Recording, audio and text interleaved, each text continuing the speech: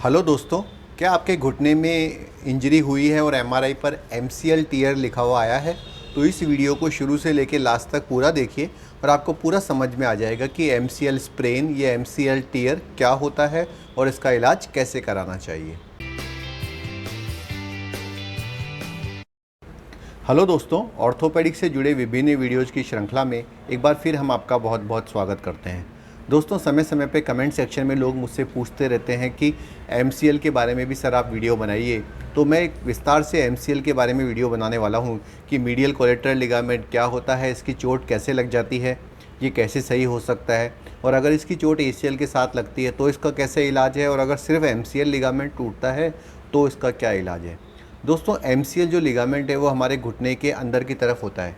मेरे पास एक मॉडल है, आप ये समझिए कि ये लेफ़्ट वाला पैर है और ये एमसीएल है, तो ये अंदर की तरफ होता है। ये बाहर की वाला हिस्सा है और ये छोटा वाला अंदर की तरफ का हिस्सा है। तो एमसीएल लिगामेंट ऊपर की हड्डी फीमर को नीचे की हड्डी टिबिया से जोड़ता है और इसका मेन काम होता है अंदर की तरफ स्टेबिलिटी देना। अगर एमसीएल टूट जाता है तो हमारा पैर बाहर की तरफ निकलना स्टार्ट हो जाता है। जैसे आप ये समझिए कि ऐसे इस तरीके से पैर बाहर निकलने लग जाता है। एमसीएल की इंजरी कैसे लग सकती है? जैसे आप कोई गेम खेल रहे हैं और अंदर से कोई चोट लग जाए तो उससे हो सकती है, या आप बाइक पे गिर गए, बाइक आपके पैर पे गिर जाए तो एकदम से पैर बाहर निकल जाता है, तो उससे एमसीएल की इंजरी हो सकती है। इसमें घुटने में तीव्र दर्द होता है और पेशेंट चल नहीं पाता। उसके बाद जब वो डॉक्टर के पास जाता है, डॉक्टर उसको एक्सरे कराने की सलाह देते हैं।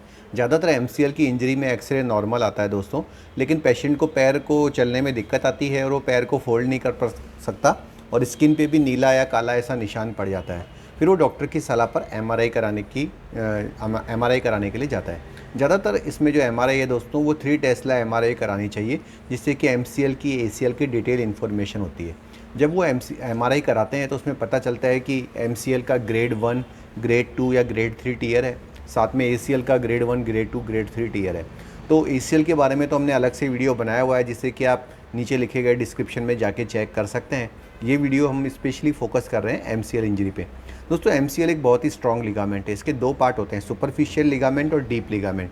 तो ज़्यादातर जो इंजरीज़ होती है दोस्तों, उसमें सुपरफिशियल लिगामेंट की और डीप लिगामेंट की दोनों की ही चोट होती है। अब एमसीएल का जो ग्रेड 1 है, इसमें आप मान सकते हैं कि 20 से 30% फाइबर ही टूटते हैं। अगर ग्रेड 2 है तो 60% फाइबर टूट जाते हैं और ग्रेड 3 है तो पूरे के पूरे 100% फाइबर टूट जाते हैं। लेकिन लकीली एमसीएल लिगामेंट की जो दोस्तों रिकवरी है वो बिना सर्जरी के भी काफ़ी अच्छी होती है। तो जो पेशेंट ऐसे हैं जिनके कि एसीएल और एमसीएल दोनों टूट गया है, हम लोग उनको रिकमेंड करते हैं कि एटलीस्ट 3 से 4 हफ्ते वो अपने पैर को लॉन्ग नी ब्रेस में रख सकते हैं। ध्यान रहे दोस्तों, मैंने आपको ब्रेस बोला है और प्लास्टर नहीं।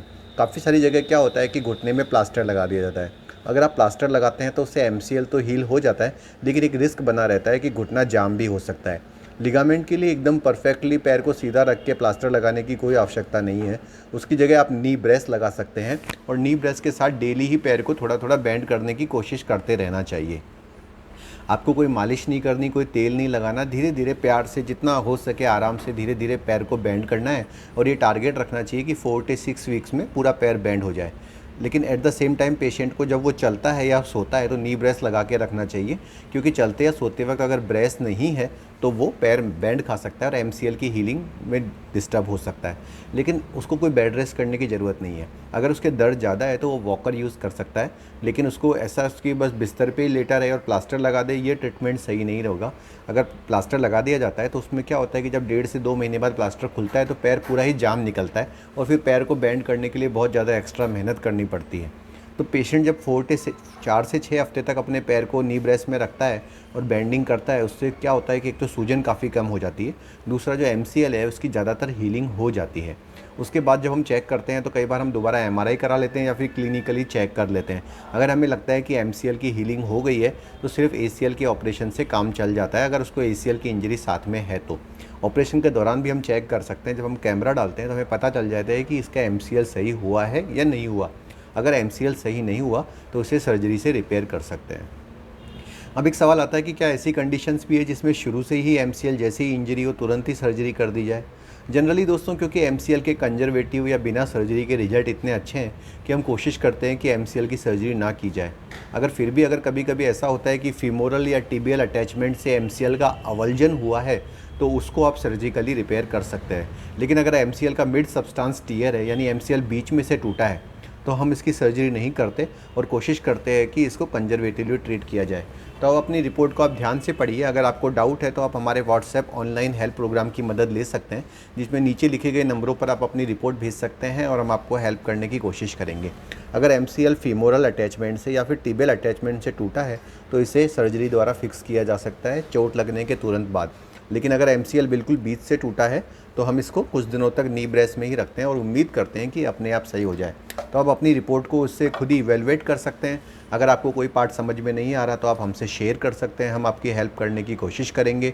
ऑनलाइन कंसल्टेशन पे करके आप हमसे डिटेल में इसकी इन्फॉर्मेशन ले सकते हैं। तो दोस्तों ये थी एक इन्फॉर्मेशन मीडियल कोलेटरल लिगामेंट या MCL के बारे में। अगले वीडियो में हम लोग लेटरल कोलेटरल लिगामेंट या LCL के बारे में भी आपको डिटेल इन्फॉर्मेशन देंगे। धन्यवाद दोस्तों।